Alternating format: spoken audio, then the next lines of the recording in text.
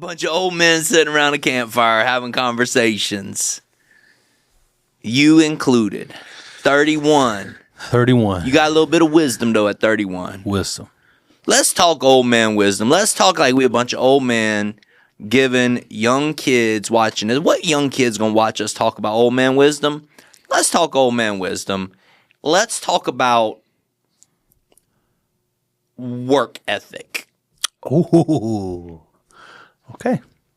You like that one? I just didn't. I'm ready. Not the path you thought we were going to go? Yes. No. All right. So my favorite scripture in the Bible is 1 Corinthians 10:31. Whether you eat, drink, whatever you do, do it all to the glory of God.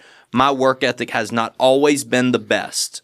When I was younger, I was the kid. My brother would never clean his room. I was the kid that always kept my room clean. I was the kid that I would wash my car. My brother would never wash his car. Certain things like that. Like I always like did those sorts of things. But as I got into probably like my life at GNC or Pepsi Cola, you kind of get into this rhythm of you do just enough to get by because it's what everybody else was doing, and you work to get off of the clock. You worked Subway, you worked at the bank. Obviously, you worked at multiple banks. You know, a lot of jobs, but you worked at multiple banks. Did you ever find yourself getting into the place of just kind of trying to get off work? Oh, 100%. Yeah.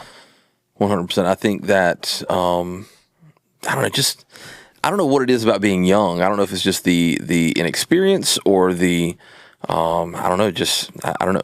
But yeah, when I was younger, for sure, it was cool. I'm glad I got this job. I'm going to get paid. Now when do I get off? Let me do enough to get by. Yeah, I think back to like my Subway days. The second trip, I was probably a little more focused. I worked first shift and was a little more mature. Now the first time at Subway, when I worked night shift, when I worked at Chick-fil-A, we were just having a good time. Chick-fil-A, when I worked there. You look at the customer coming, you're like, what are you doing here? I had another customer. We're supposed to be hanging out. We just cleaned the fry pit. Now you got another customer. Listen, I got to be honest. When I worked at the bank, my first bank job was wide open. Busy bank, busy branch, never a dull moment. Then I went to First Citizens. And when I went to that branch, I worked for Citizens. We went from having a couple hundred transactions to 20 a day. And I literally... You could have some fun in that branch then, couldn't you? It was older ladies. I was the only guy outside of the branch manager. So I wrote sermons. I read articles. Whatever. Somebody would come up and be like, oh, I'll get them. Let me help right here. Do you ever feel bad for... I do. I look back over my life and think about... I'm going to use the word steal. Some of the stuff that I stole, meaning time. I was not the best employee at times. And I look back at some of the things that I stole from companies and feel bad. And I've apologized to some of my previous bosses of, hey, I wasn't the best employee for you. I'm sorry. You ever look back and think, man, I stole so much from them, time, effort, energy, whatever. I stole so much from them. And I almost feel bad for those times. Yeah, I mean, for sure. I mean, looking back on, just so many of them that I just did not give full effort. But even worse than that, just, you just were slack, For me, I don't think it was truly until I was at the bank and they wanted to promote me. I think that's what kind of did it for me and shifted it for me was just, somebody is showing some faith in me. Yeah. I think that kind of shifted it for me. And it was all because of God that was happening, just showing favor because I did not deserve it. You ever felt bad and just had to apologize for some of your life and work ethic? I think even at I mentioned First Citizens. When I was at Subway, to what Tony just said, the first time I was promoted, then it was like, oh, okay, I need to take this seriously. You know what I mean? And then when I went to the bank, the first time I went to Wells Fargo, I started as a part-time employee, so I was striving for full-time. So then when I got full-time, you kind of heal a little bit because I didn't have a desire to be a banker or anything else because I wanted to do ministry. Now, First Citizens, it was when I got there, it was a laid-back job.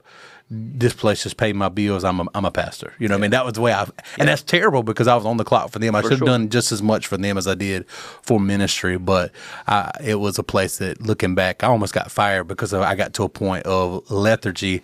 I went to the safe one time. I left a deposit box. And then went to lunch or something like that. Yeah, went to lunch with Becca, and they called me and said, "Hey, you got to come back to the branch." Yeah. And so I learned some hard lessons there. And I'll be honest with you, man, as a full-time pastor, I won't say I stole money from the church in terms of time or whatever, but learning discipline as a small church pastor, when the first time I would be my own boss, that was a unique transition, especially when Becca was working a full-time job as well. So now I have a full-time church. We were running 56 people at the time. There aren't but so many people you can visit on any given day or week. You read your Bible, you write your 3 sermons a week at the time. And then, so then it was, what do I do now? I'm at the church. Yeah. Am I watching YouTube? Am I doing, am I being productive for the kingdom of God? There were some times now, looking back, I wish I had that time back. I could have been more productive.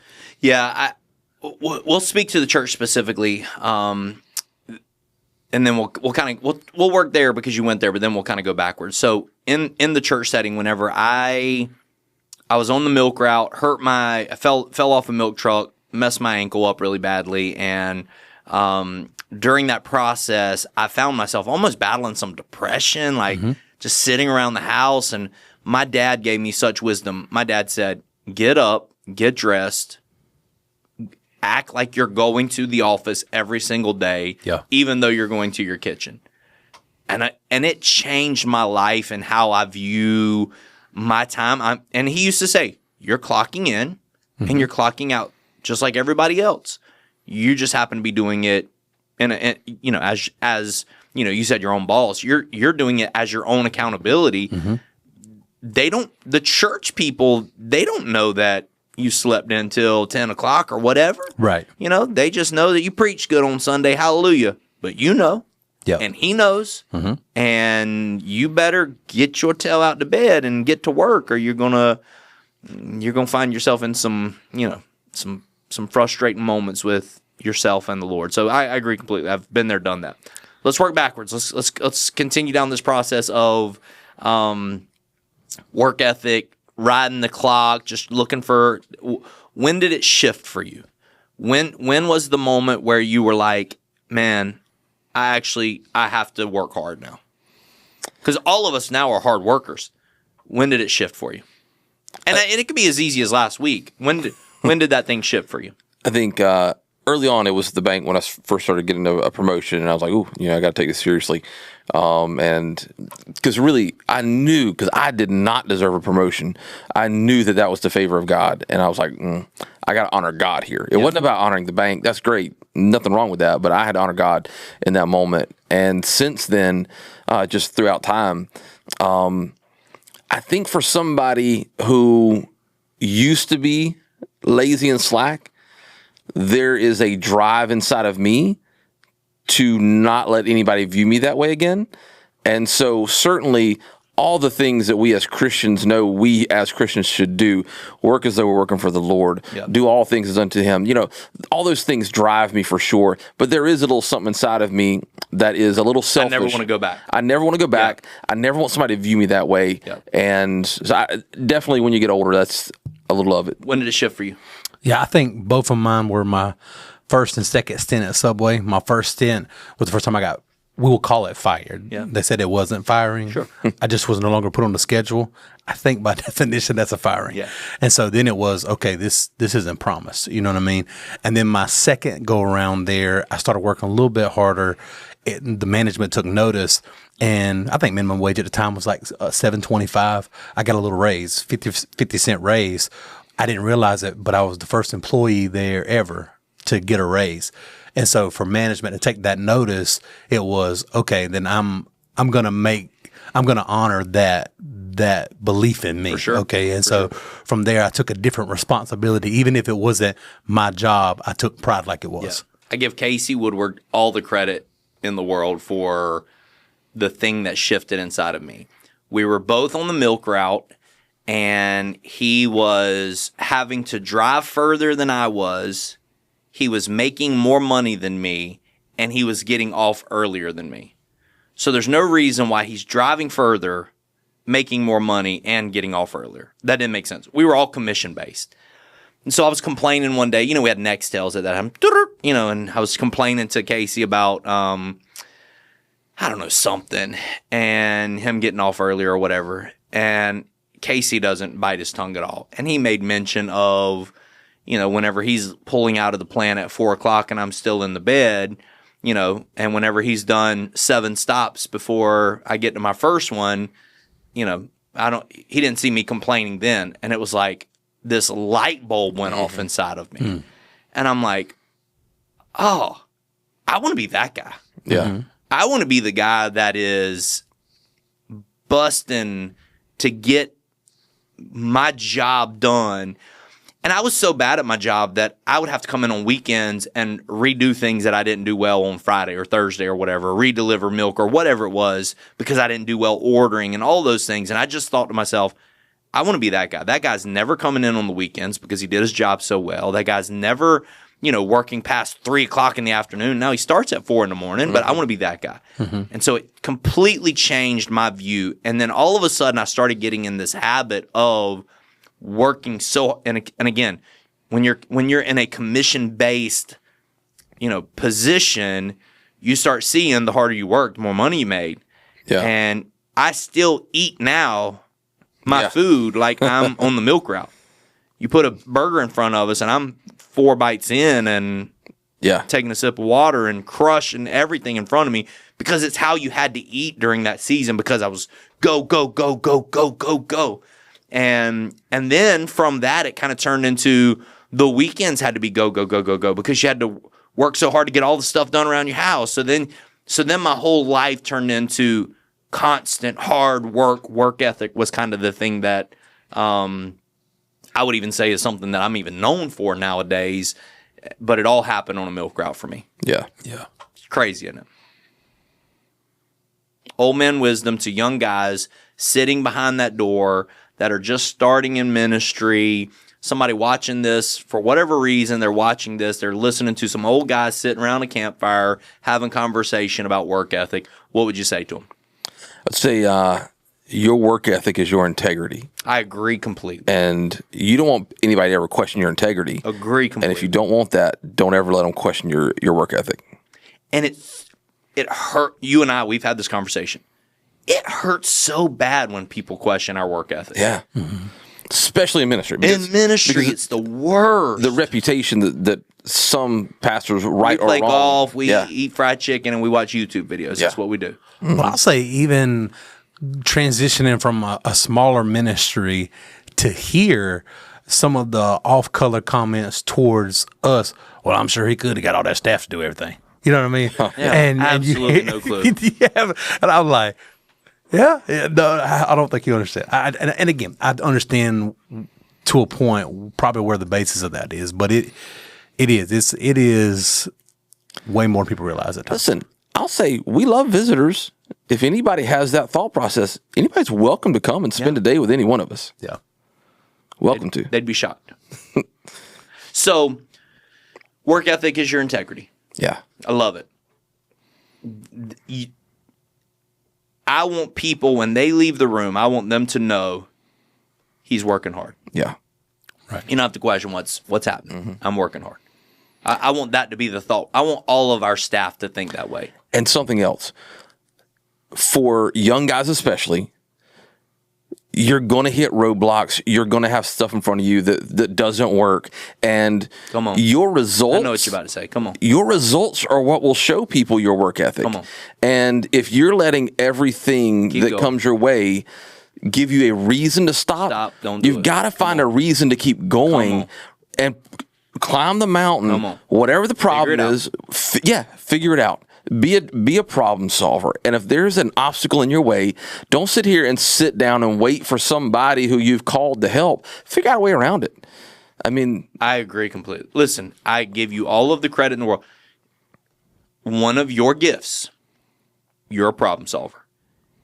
There are very few things I've ever looked at you and said, hey, let's do this. And you said, we can't figure out a way to do that. And I'm talking about some of the stupidest stuff ever that you're like, we can figure out a way to do that. yeah. I struggle with a generation now. Let's be old men, grumpy old men. Get off my lawn. Yeah. I struggle with a generation now that if Chat GPT can't figure it out for them and YouTube can't figure it out for them, then they just sit there and say, I didn't know how to do it. Yeah. What? Good gracious. Figure it out. Yeah. Somebody had to figure it out at some point. Right. Figure it out. Yeah. That's a struggle. I was waiting on this person. No. Can't be waiting on somebody else to do your job. Do your job. Yeah. Do your job. Figure it out.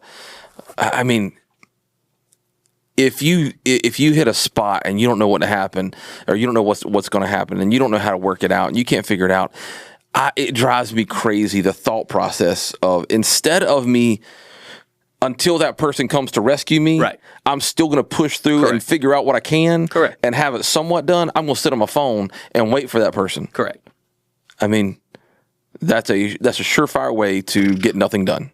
Sitting on your phone doing nothing is a surefire way to get nothing done. Yes. That is great old man wisdom. And not complicated. I won't say which one of my kids, but he has a reason for it. But he was doing, I was on his phone doing something, taking a picture or something like that for him. And all of a sudden, the screen time notification came up that said, last week you averaged 12 hours a day on screen time. And I was like, my kid, I won't say his name. My kid, like, you average 12 hours a day. Again, he had all of the valid reasons in the world. Well, I'd start this and it plays through the night and all that sort of stuff. Okay. Like, still, like, this is our default. Yeah. Our default is, let me see. And you're like, yikes. Yeah. Regardless of all the data, the information that we know it's not healthy, like, medical science will tell you it's not healthy. It's like smoking. Like, this is where we are. Like, okay, this is where we are. We about to be some old men. You might need to just back up and not be a part of this process. We about to be some old men. You and I remember going into restaurants and everybody smoking. Yeah. Oh, yeah. Like, we remember around here when the smoking ban took place. Yep. Like, I remember there being a smoking and a non-smoking section in restaurants, but I also remember when I was little, there wasn't. Yeah. It was just you went in and it's in the restaurant. Yeah.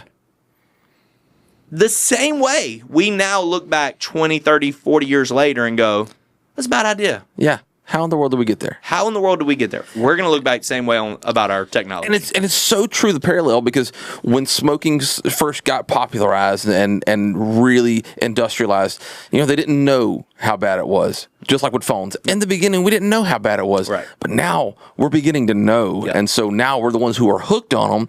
And I hope that in the next 20 years that people will somehow figure out a way to make this a healthy interaction and not what it is now. I was going to say, even kind of two different things here. Number one, I noticed when Eden started going through different school districts, we were in Darlington County and then now in Horry County, different things, to where she was walking me through what she was doing. They have this school issue laptop. All of their studies are there. And she's like, oh, yeah, we go here for this class, for this chapter. We read this. We answer these questions. And then I'm like, so when does the teacher get up there and teach? No, yeah, it's right here. And again, I'm sure there's classes that teaches all that kind of stuff. But it was like, wow, I wouldn't be a good learner that way. Yeah, I thrived off of that. But I read a study recently that there are, because this has gotten so bad, that they're trying, that now I think some bars are starting to institute no phone policies, where you come in and you have to check in your device when you come in and all this kind of stuff, that could be a thing moving forward, because like you said, it's gotten to the point where we're almost devoid of being able to have conversations with one another. We are. Yep. We can't have conversation. Yeah. We can't get work done without. We can't go poop in the bathroom without our phones. Yeah, I guarantee you ever tried that and then you're like, what? What do I do? What do I do This here? new generation has no clue what ingredients are in hairspray. No clue. We knew back then. How many times have you did that puzzle on the back of the cereal box as you're sitting there eating cereal? I didn't eat on the toilet. Well, I'm just saying, like, when you're sitting there eating breakfast. We're shifting to the kitchen. Yeah, when you're sitting there eating breakfast and all of a sudden they you're probably don't even put them there no more because nobody's gonna do them. But yeah, the all the little puzzles, the find this guy, Heck yeah, I did that Now they have a all QR the time. code. Scan this and you can play the game. You can play the game. Scan this and you can play it. That's right. Yeah, it is a different world. Let's kind of marry the two together.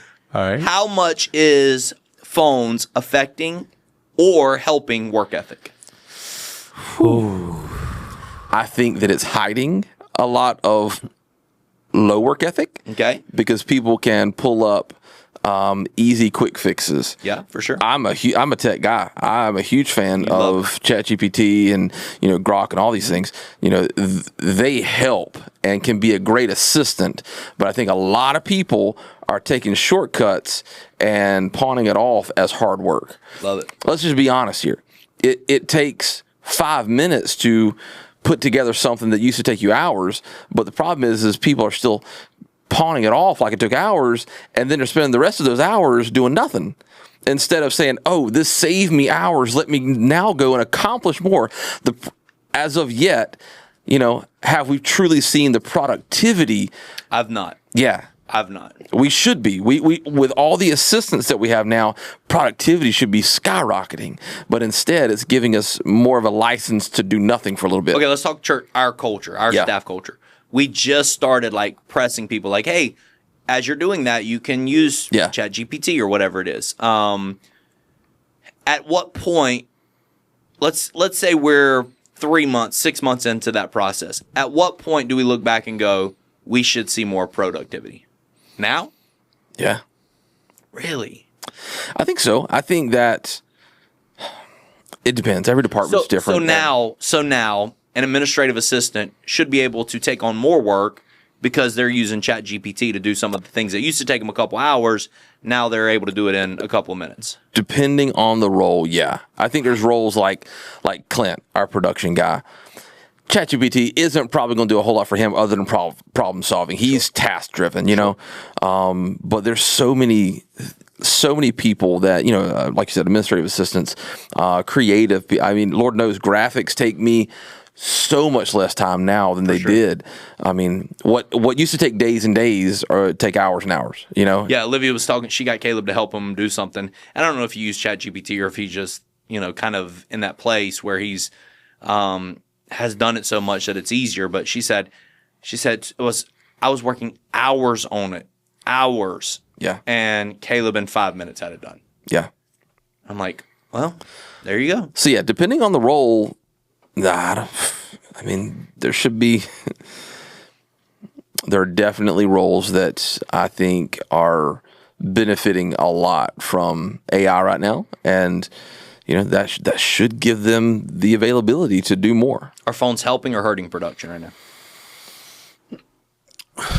If you're saying phones specifically, if that's what we're focusing on, I would say that phones themselves hurt production. Yeah. Because we live in the age of social media. Now, if you told me everything was locked and we were using calculators or we were using, a service to work on a task or work on a project or whatever, that Remember when they tell you wouldn't have a calculator in your pocket all the time? They did that. But I will say that was a perfect dad joke for this podcast.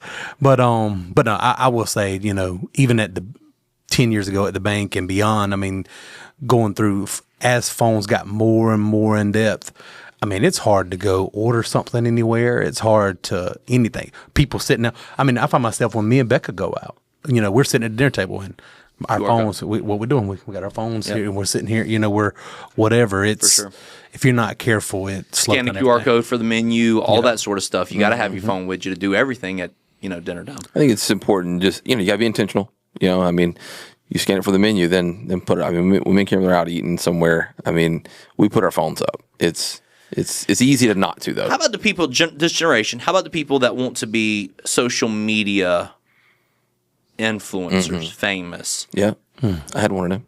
You did have one of them? Yeah. It's hard work. She always used to get me, Dad, you're crushing my dream. Yeah. And what I always told her was, listen, I want you to crush your dream. I want you to absolutely get there. I said, but, number one, you gotta, Lord knows, you just gotta know your environment. And it is so clouded with billions of people trying to do the same thing. So the competition is so. Have something that you love to do other than this. Have a job. And one day, if this takes over your job and you quit and go be a social media influencer, awesome. But have a job, because right now, you're not gonna live with me when you're 30. I mean, they may, but They may, That may. because I can't turn them down. But have you've never done social media, so you don't know this. Have you ever done social media and tried to like, I'm gonna commit to this? Listen, for the people who do social media full time, and what I have found out with my limited exposure to it and vicariously through you is that social media trends change almost by the day. Constantly. yeah, And so every time you feel like you got it in the bag, now you're outdated. You know what I mean? And It's so true, it's for the people who do it and do it well, it is absolutely a full-time attention job. I mean, it takes a And lot. hard work. Yes. So if you think that's what you're going to do with your life, you better be prepared to work your booty off, because it is hard work. when you look at the most successful one ever, Mr. Beast, Jimmy. I mean, oh man, some of his videos from the start. yeah, where he quit school, didn't even tell his mom, was in his car for the hours and hours, and then finally, told her. But yeah, he works like crazy hours and crazy investment, and all those guys. I mean, you can't knock their dedication to what they do. They might be crazy, but And it's not only the working part of it and producing content, but then you got to deal with people Constantly. and the opinions and the comments. Follow-up and and, it's communication, engagement, yeah. all those sorts of things. that's one thing that I told Anna, my social media influencer. She's got her YouTube channel that she does still, and I always tell her, I'm like, listen, just don't even go and read the comments. Nobody. But if you don't and you don't respond, Yeah, you don't respond. Yeah, then you don't get that traction from them. And that's what we have a lady that we know who's pretty successful in it. And early on, when she was getting some flack, one thing that I told her was, me and Kimberly went to go have lunch with her one day, and I was like, you're giving these people a license to speak into your life, and they haven't earned that. So be careful in that. This is a job, I get it, but be careful who you allow to speak into your life. And when you're out there, you let anybody, you don't even know what that'll look like, and saying the most vile things. But posting a video and it going viral isn't making you a salary. No. I don't think people understand that. No. I can just get a video to go viral. I'll be Yeah. No. It takes you working your tail off every Yeah. single day to be decent enough at and I'm talking from somebody who is not even good at it, and I know how hard Carson Barfield and I work to do a little bit of social media that we do. Yeah. It's hard work. Kimberly one time had it in her mind, and maybe she will one day, that she was going to do, because she's does cake pops, and she was going to do instructional videos on how to do cake pops. And she's like, I'm going to do 100 of them, and after that, we'll see what happens. I might not do any. I might do a ton. And we started out, and I'm doing the editing for them. So I you say I'm not a social media guy, and I'm not, but for this moment in time, I was, doing all the editing, the music, all the stuff. And listen, after about, I think 12, she saw, this is taking a lot of my time. This is taking a lot of effort. It wasn't just, she's thinking in the beginning, I know how to do cake pops. I do, that's my job. I'll just do what I'm doing and just filming it. No, you had to do a complete setup.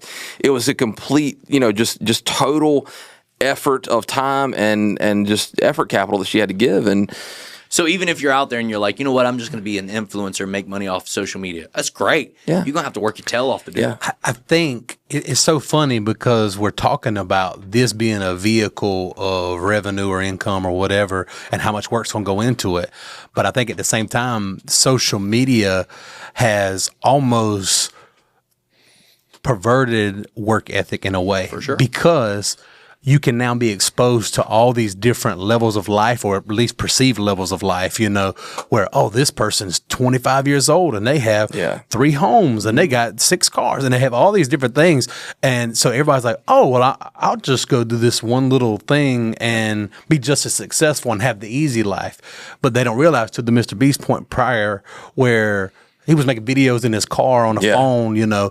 I watch a gaming YouTuber periodically, and he posted a video that they said the end of an era, and I started watching him in 2020, and so every day or so, it's something I do for my son to pass away that I'll go back and watch, and he put an end of an era. 16 years he'd been doing YouTube, and he started showing clips from when he first started, and I was like, I'd never watched this. Absolutely never watched it. But when there was nobody on there and there was only 2 or 3 people, every single day, multiple times a day, he kept to the point. Now we see with millions of followers and all the things that's happened, but it took years to get there. Yep. Did Joseph? You gotta be that guy. Did Joseph just relinquish his old man seat by saying he watches gaming videos? Listen, maybe. This is a gamer I watch. I'm just kidding. Middle ground. I was about to say maybe. I don't know. But then you probably said something in there that some of the young folk look at and go, "Huh, what a unk," you know? They got any gamer videos like Super Mario? I don't think he did. No. He was a Call of Duty one. Oh. Well, here's my old man wisdom for you. For all of you out there who are young and trying to figure out your next step in life. Life's hard, man. Mm-hmm. Mm-hmm. And in any successful role in your life, to be successful in marriage, to be successful in your career, to be successful in the kingdom of God, to be successful, and I use the word successful very loosely, to be significant, to feel like you've made an impact in any of those areas, you got to work hard. Yep. There's no easy path to anything. You got to work hard to get to the thing that you think is the pinnacle. There's never an easy path. It's through hard work. So my encouragement to you, work hard. Yep. Please. Amen. Peace. Thanks for hanging out. Let's go. Let's go.